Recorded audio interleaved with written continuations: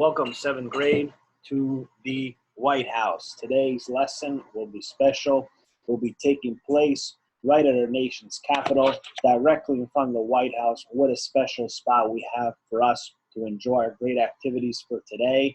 But first and foremost, the reason why we are here is because we are going to start to learn about our nation's president, number 5, the 5th, which will be our great friend, James Monroe. So what I'd like you to do is right now, as we get ready to tour the White House lawn, I'd like you to go ahead and either take out a new note sheet or go ahead and get a piece of paper, lined piece of paper. Remember, the option is yours, typed. If you prefer handwritten, then go ahead with your pencil, either a note sheet or separate piece of paper, and that will be fine. Let me go ahead and share my screen with you all so we can begin. What I like to do is begin with the new section, okay? So we're going to begin to dive into the new section here, which will be chapter 5.6, which is the presidency of James Monroe. So what I would like you to do is go ahead and put the topic as the presidency of James Monroe, 1817 to 1825 on the top, and then the essential question on the bottom. How can a clear understanding of President James Monroe and his administration allow us to realize the impact they left on our nation? Please take a moment, go ahead, jot down the essential question, jot down the topic so we can begin. This will be known as the era of good feeling. The era of good feeling and some very, very bad feelings as well. The word bad somehow was taken off here, but I like to begin with that. So it should be some very bad feelings as well.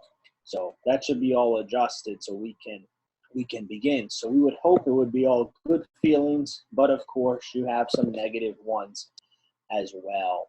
So we're going to learn about President James Monroe, his administration, see the impact they left on our nation. Look at the dates. That's a total of 8 years. So you will know that President James Monroe served a total of 8 years. James Monroe, just so you know, and you can even jot this down, in 1816, Democratic Republican candidate for presidency. The Democratic Republican candidate was James Monroe. He comes from the Democratic Republican Party. He easily wins the election of 1816. He runs against a Federalist, okay, Senator Rufus King. Senator Rufus King is a senator from New York, and he is easily defeated, so Monroe will become the nation's 5th president. The election will show just how seriously the Federalist Party has declined in popularity amongst its citizens. Many Federalists have now joined the Democratic Republican Party, and in that sense, they voted for Monroe. So a lot has changed in the sense of political parties since the beginning of our nation, and we're going to see how that will continue in the future of our nation. Okay, let's see. I want you to think, is Monroe qualified for the position? So what is Monroe's resume and reputation? What is his resume and reputation? He served with Washington during the Battle of Trenton. So you will know he has war experience. Okay, he was the governor of Virginia. He was a member of the Articles of Confederation Congress. He was the minister to England, to France, and to Spain. He served as the Secretary of State in War. And take a look at that list. Would you say that our great friend President Monroe was qualified? Well, if some of you are thinking, right, maybe Quan is thinking, Mr. Ray, he seems overqualified for the position. Just take a look at that. He was a member of the Articles of Confederation Congress. Then Christian might say he was also the governor of Virginia. Then Maria might notice he served with Washington and Trenton, so he has war experience. Then Kelly might say he was the minister to England, France, and Spain. Those are 3 places. And then we might have Santiago say he also served as the Secretary of State in war. So, of course, this individual is extremely qualified for the position that's going to put him in the house behind me. Here's his reputation, though. He's not an original or deep thinker, okay?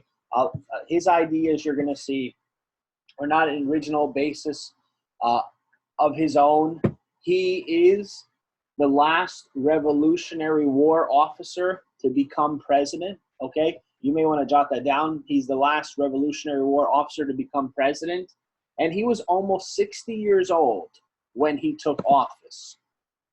He's very honorable, very ethical. He has old-fashioned manners. He's going to be the last president to dress in that traditional way that Jefferson, Washington, okay, Madison, and Adams dressed.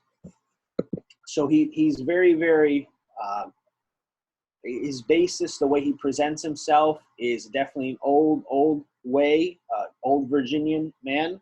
He's the last of the Virginia dynasty and knee breeches presidents. He is the last of that group there to come from that Virginia dynasty. And he's called the Teflon president. Well, does anything really stick to Teflon? Not really. So they call him the Teflon president. Ronald Reagan also had the nickname too many years later. Ronald Reagan will be the 40th president of the United States. Nothing negative can stick to him. Nothing negative sticks to him. Nothing negative is his blame, his fault, so to say. So nothing in that sense, criticism would stick to him. And that's what makes him the Teflon president. Americans were very, very fond and very pleased with his old ways. He was enthusiastic in the sense, especially when speaking with crowds. Crowds were enthusiastic. They were really, really ready to see what this Democratic Republican president from Virginia would do for our nation. What is the era of good feelings on the left? What is the era of good feeling on the left? The era of good feeling label comes from a single but important goodwill tour of New England in 1817. So this is a goodwill tour of New England from 1817. In 1817, if you want to take a look, page 283 in the textbook. In 1817, Monroe made a goodwill tour of the country. In Boston, so in Massachusetts, not that far from here, a few hours, crowds cheered Monroe enthusiastically. Boston newspapers expressed surprise at this warm welcome for a Democratic Republican from Virginia. After all, Boston had long been a Federalist stronghold. So Boston, New England, right, New England state of Massachusetts, they're going to go ahead and really welcome him with open arms. The crowd, for the most part, of course, not everybody, but the majority, is very, very enthusiastic, very eager to support this man from Virginia, number one. And two, is a Democratic Republican, and Massachusetts had long had many Federalists. So you start to see the changes that are going to come about. Many, as I mentioned at the beginning of the video, many individuals would begin to support the Democratic Republican Party because many Federalists had joined it and had brought their ideas to that party. He ran unopposed in 1820 and got all but 4 electoral votes. So in 1820, his second term, okay, he ran in 1816 and won against Senator Rufus King of New York very easily. 1820, ran opposed. Opposed means nobody ran against him. So he wins all but 4 electoral votes during that period. A great, great cabinet. I'm going to show you them, and I'd like you to jot down these names. John Quincy Adams, William H. Crawford, and John C. Calhoun. 3 really, really big names in history, and I'd like you to jot down who they are. They're essential to know in history. Last year when I took the 8th grade and they saw the statue of John C. Calhoun in D.C., I was really proud to say that they were one of very few groups that I've ever seen know who it is. But these are big names to history. and they're going to come into the forefront here. We might have individuals. Kimberly might say, oh, that's our friend John Adams from last time. Not really, Kimberly. That's our friend John Quincy Adams, whom happens to be, Lewis would know this, right?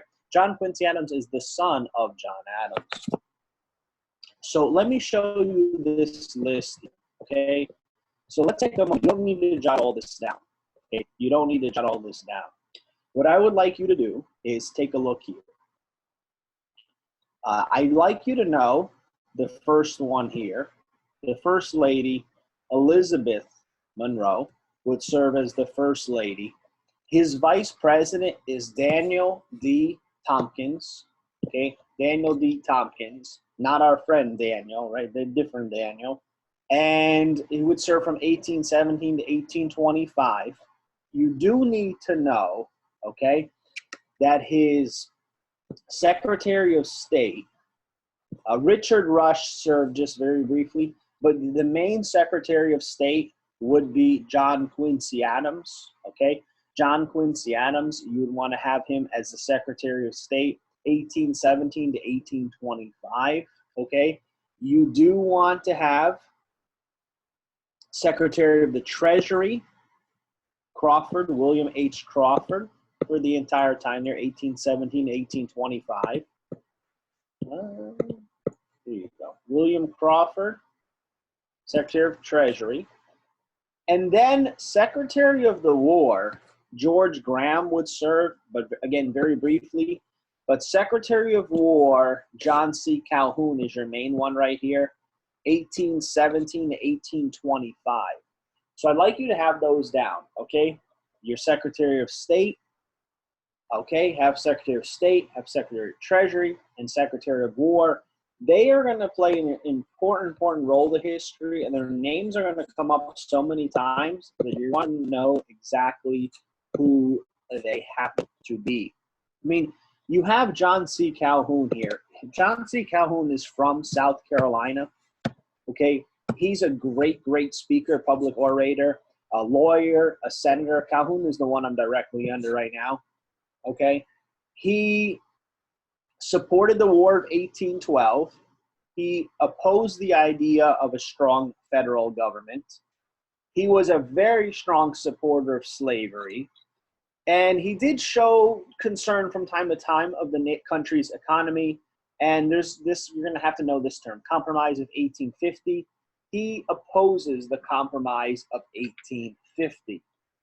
So John C. Calhoun is going to be somebody who's going to speak for the South.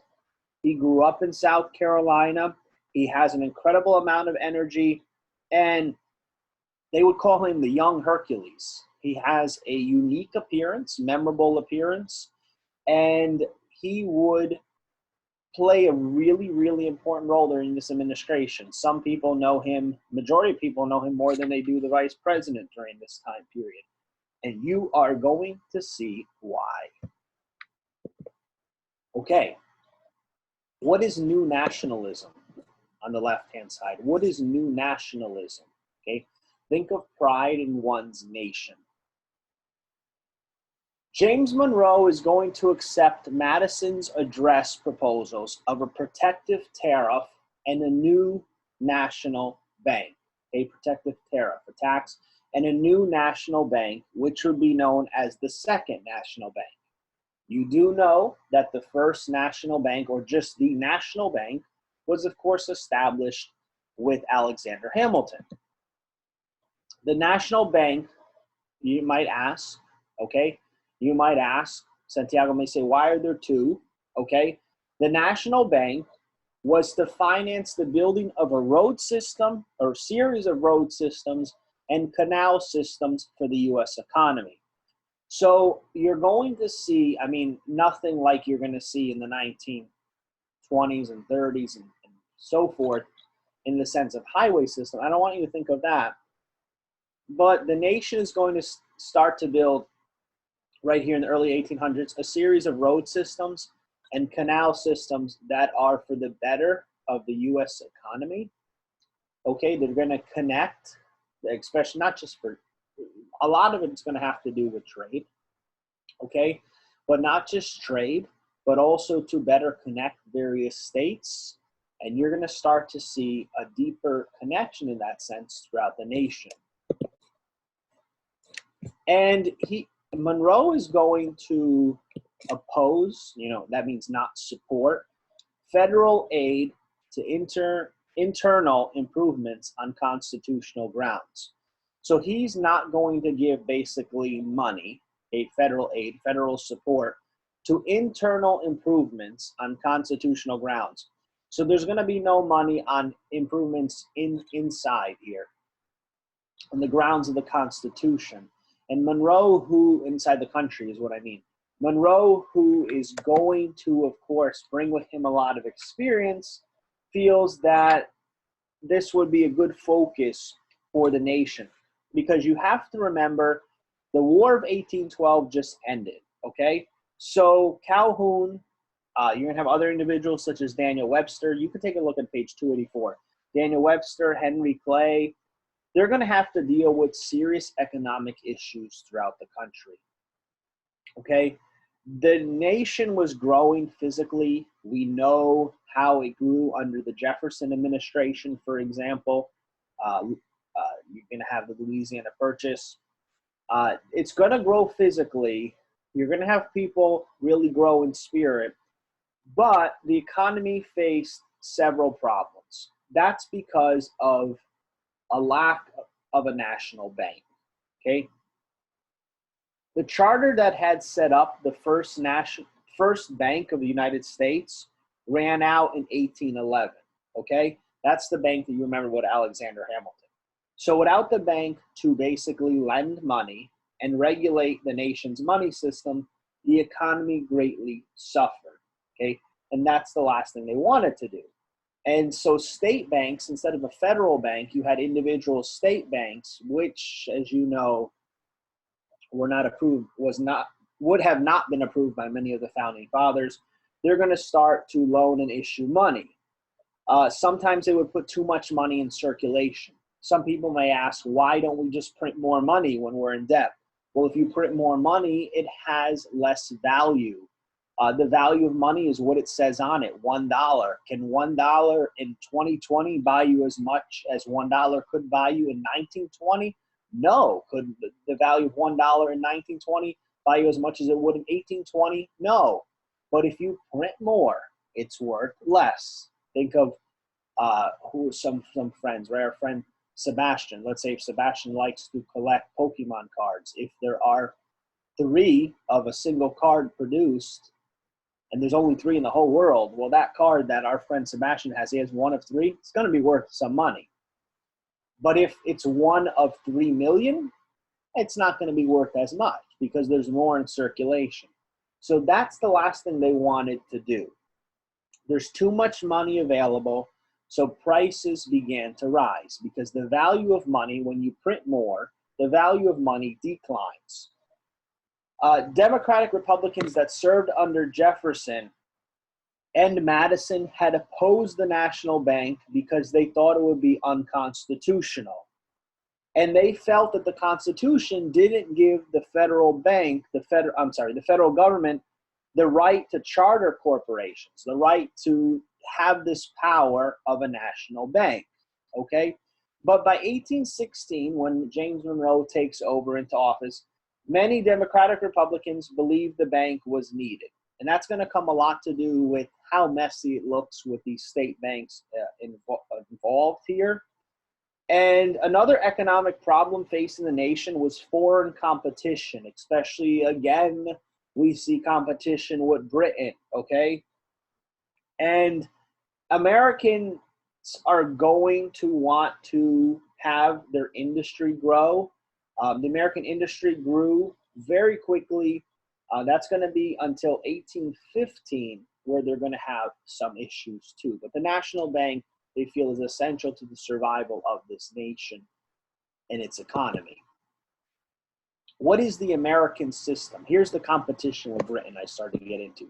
What's the American system? And I have a diagram on the right. If you want to draw it, you're more than welcome to do that, okay? It might be fun for some people to do that. What was the American system? Okay, Protective tariffs are taxes that make imported goods very expensive. It is a way of making American goods desirable because they are cheap. Take a moment, jot that down, I'll explain the rest.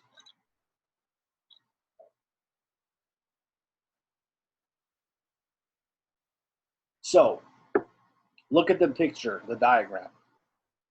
In the United States, okay, right here, American-made cloth sells for $6 a roll. American-made cloth, it's made here in America, it's $6 a roll.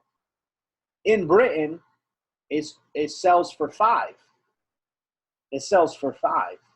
So Jessica might say, oh, I'll take that one, that's cheaper. Wait a minute, that's from Britain though. Okay, so Jessica has to hold on one moment. You need to pay shipping, right? Just like when you go online. I mean, some people say, I get free shipping. I have Amazon Prime. I don't have to pay. Hold on. There's no, they don't have that back then, right?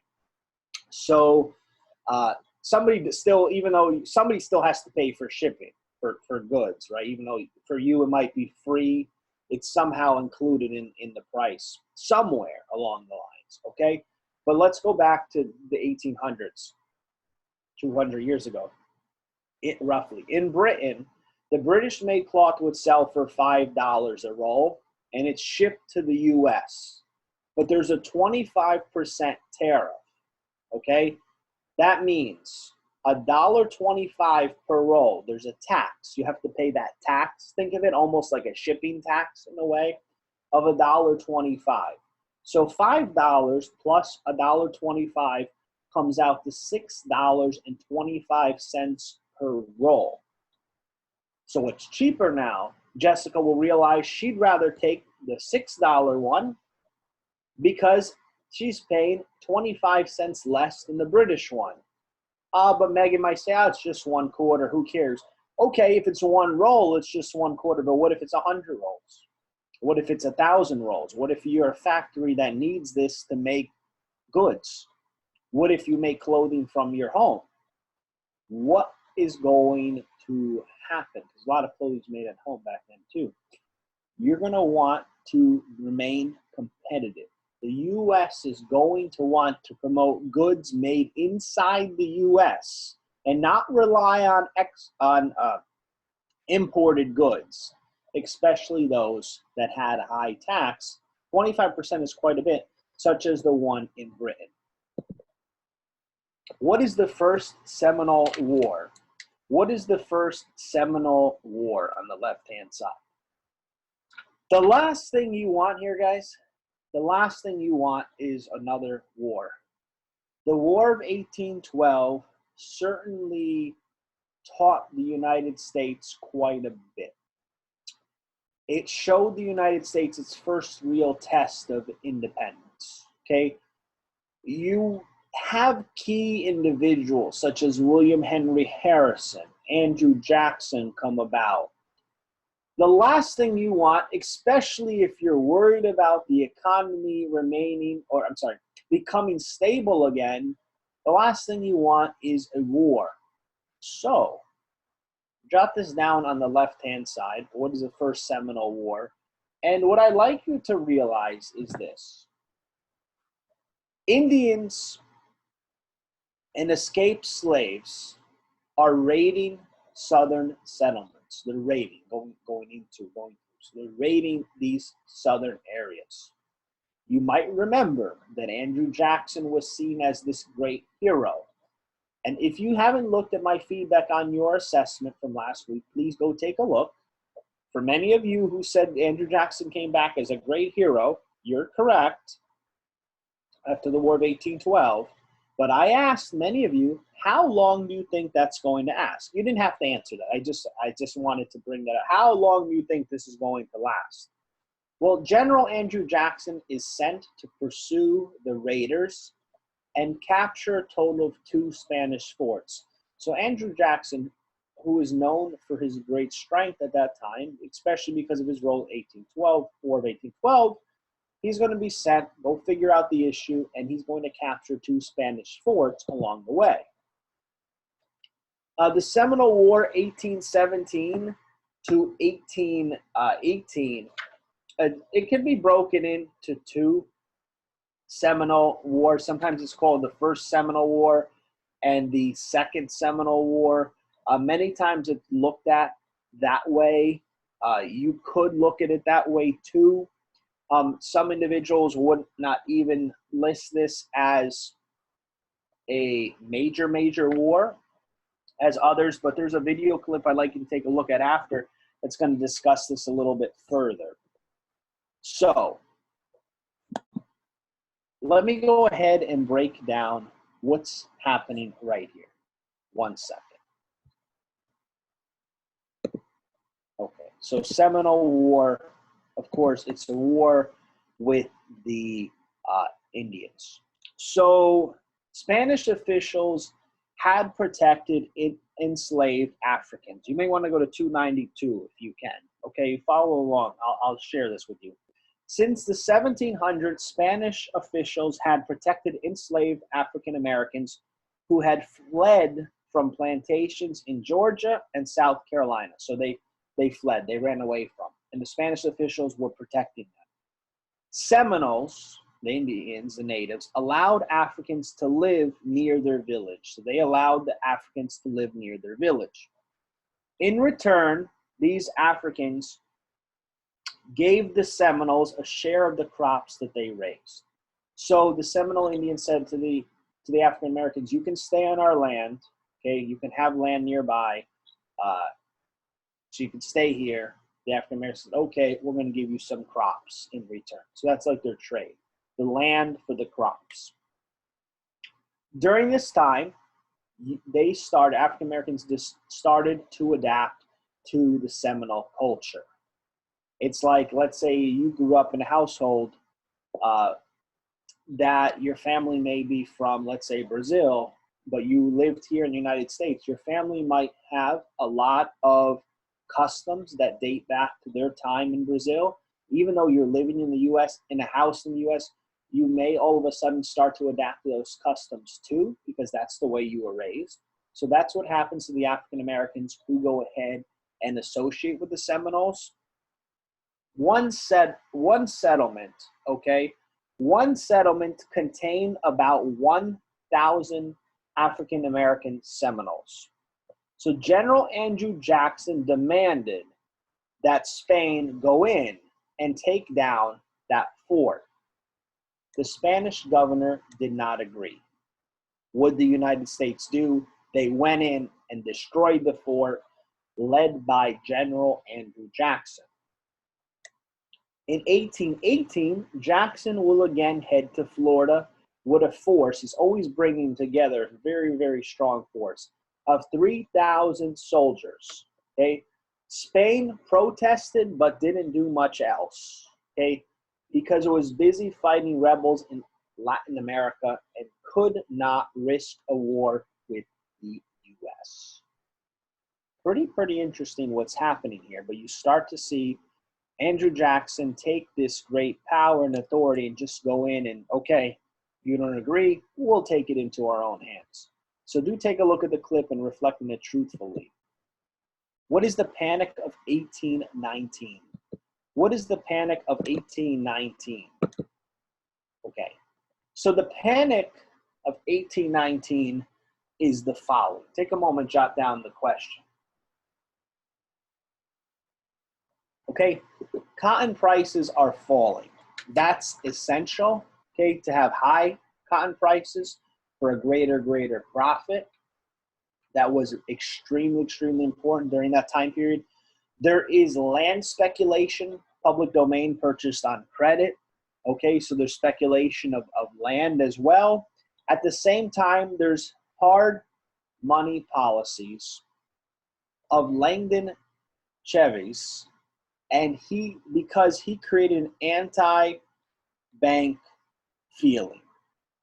Anti-bank feeling, meaning that national bank where some people were opposing, he's going to create that feeling that the national bank isn't what it should be. With cotton prices declining you're going to have people panic. Land speculation, you're going to have people panic because cotton played a key role. You don't realize this now. And you want to turn to 286 if you can. Cotton played a key role in the early U.S. economy, especially in the South. Okay? Cotton production began to soar. Okay? The cotton production soars, the cotton sales soars, the manufacturing in the U.S. soars. The numbers you can see there go very high, and that is improving the United States economy, which they really, really wanted. At the same time, sectionalism. Henry Clay, you can see on 286. Henry Clay, Americans identified themselves as either Southerners, Northerners, and Westerners. That was their section, okay? And representatives from those different sections would disagree from time to time, okay? Sectionalists. And Henry Clay wanted to promote economic growth, not just for the North, not just for the West, not just for the South, but the entire United States. So his program became known as the American System. The American System called for high tariffs, taxes, on imports, which would help the North, though. It's going to help the North, okay? So it's going to help the North because more people would want to buy products in this country. This is really big. I don't know if you need to highlight or star this, whatever you need to do. But what is the Missouri Compromise on the left? What is the Missouri Compromise on the left? This is essential. I have been asked this question on tests in higher education and college so many times that I cannot tell you, I cannot count how many times. Missouri Compromise is really important for us to understand. Okay? Alabama and Illinois had just been admitted into the Union. Into the Union, what I mean is the United States. Okay?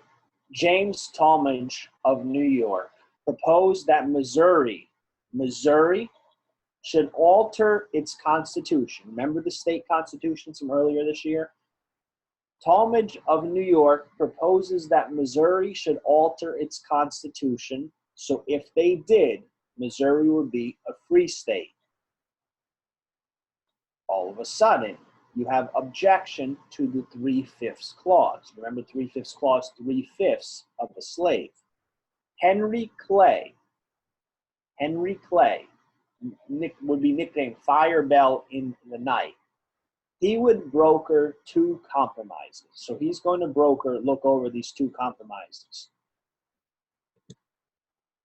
Okay, here is the problem. Difficulty of slavery as an issue in national politics. I told you earlier this year, remember when we talked about the Declaration of Independence, we watched the movie 1776, Benjamin Franklin said slavery was too big of an issue to bring up right there and then. And I said, guys, keep that thought, okay? Difficulty of slavery as an issue in national politics. So there's a lot of difficulty at that time of what's going to happen, right? So what's going to happen? So Henry Clay, okay? Henry Clay, whom you also need to know very clearly. He's from Kentucky, okay? He supported compromise over slavery by far. He supported compromise with slavery. Calhoun supported it. Webster wanted it abolished. Clay was willing to compromise. Okay, Clay is willing to compromise.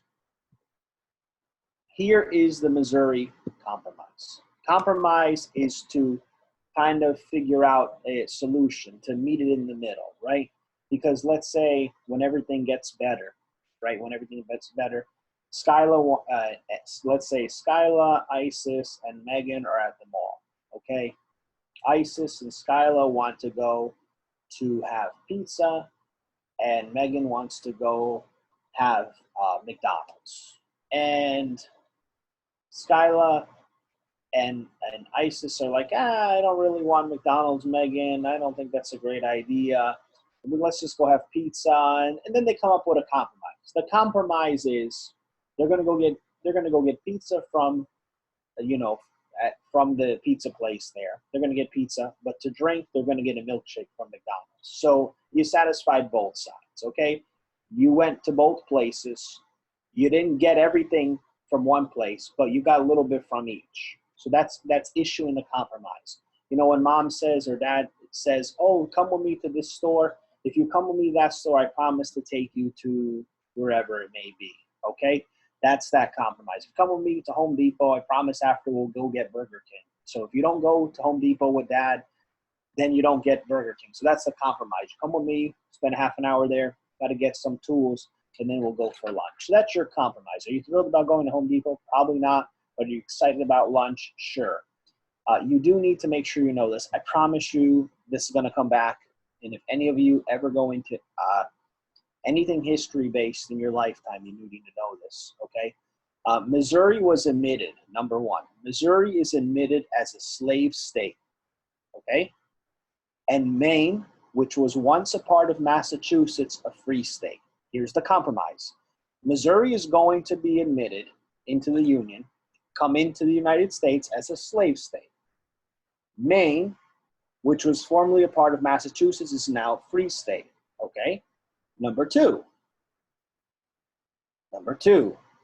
except for Missouri, slavery was to be excluded from the Louisiana Purchase lands north of latitude 3630 line. North of the latitude 3630 line.